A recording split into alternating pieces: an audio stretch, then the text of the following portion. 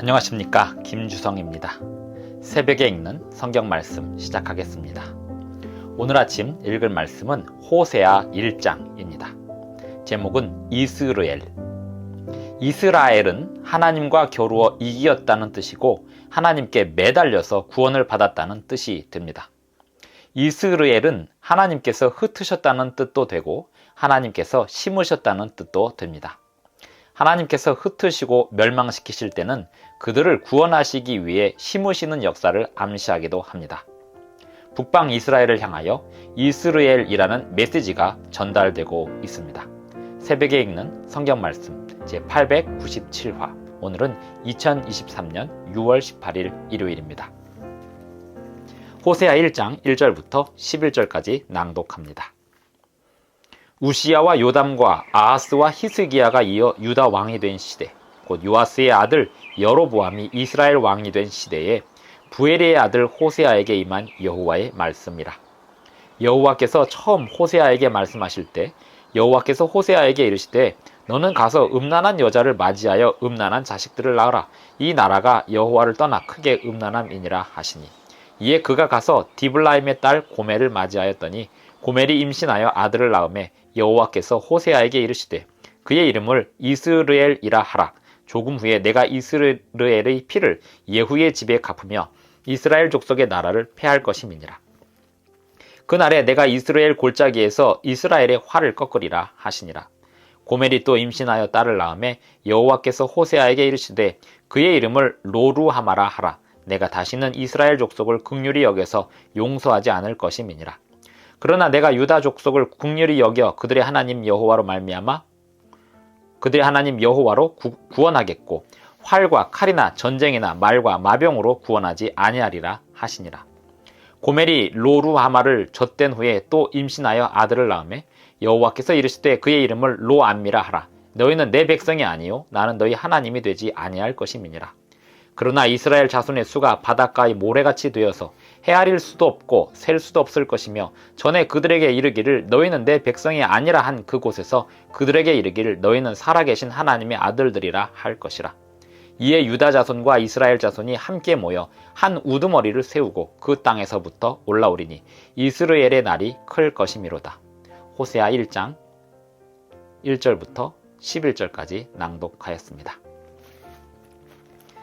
호세아 1장 1절에 보면 우시야와 요담과 아하스와 히스기야가 이어 유다 왕이 된 시대, 호세아 1장 1절에서 이 시대가 얼마나 중요한 시대인지 바로 알 수 있습니다.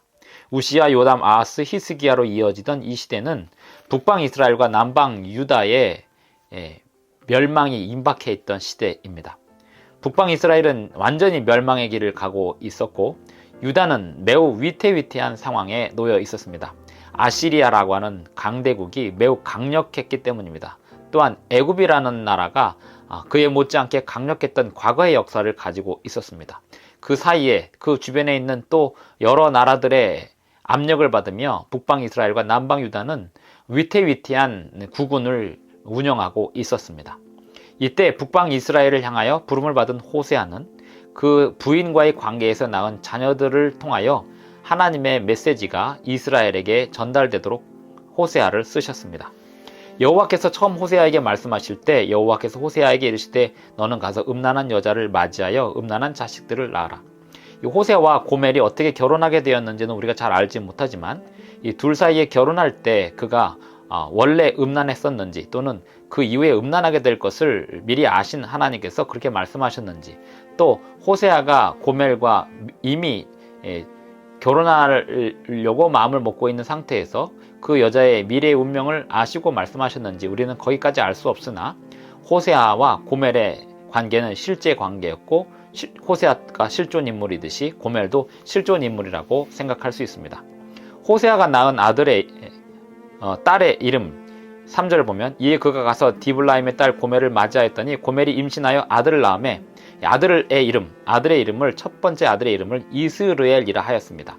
이스라엘의 이름의 뜻은 하나님이 흩으셨다는 뜻입니다. 좀 더 확장시키면 하나님이 멸망시키신다라는 뜻입니다. 그런데 이게 다른 뜻으로는 하나님께서 심으신다, 흩어 뿌리시고 심으신다라는 뜻으로도 해석이 될 수 있습니다. 이스라엘의 운명적인 상황을 이스라엘이라는 이름으로 설명하고 있습니다. 본래 이스라엘이었던 이름이 이스라엘로 되는 것입니다. 하나님과 겨루어 싸워서 이기고 하나님께 매달려서 구원을 받는 이스라엘이 하나님께서 흩으시고 멸망시키실 수밖에 없는 이스라엘이 되고 있는 것입니다. 그런데 그 이스라엘은 하나님께서 그들을 다시 구원하시기 위하여 흩으시는 이름의 뜻도 된다는 것입니다. 6절에 보면 고멜이 또 임신하여 딸을 낳았는데 여호와께서 호세아에게 이르시되 그의 이름을 로루하마라 하라. 이 로루하마란 로는 부정의 의미입니다. 루하마가 아니다 이런 뜻입니다. 긍휼히 여김을 받지 못하는 자라는 뜻입니다. 이 딸은 고멜과 호세와 아이 사이에서 낳은 정상적인 딸이 아니고 고멜이 바람펴서 낳은 딸일 가능성이 매우 높습니다. 하나님과 이스라엘 백성들 사이에서 일어나는 관계를 이렇게 실제적으로 보여주고 있는 것입니다. 이스라엘 백성들이 하나님께 충성하지 않고 이방신들을 섬기고 이방 국가들과 간음하여서 그들의 열매들이 나오고 있었던 것입니다. 7절 그러나 내가 유다 족속을 긍휼히 여겨 그들의 하나님 여호와로 구원하겠고 활과 칼이나 전쟁이나 말과 마병으로 구원하지 아니하리라. 하나님께서 유다는 아직 내가 구원할 것이다. 그러나 이스라엘은 이스라엘이 될 것이다.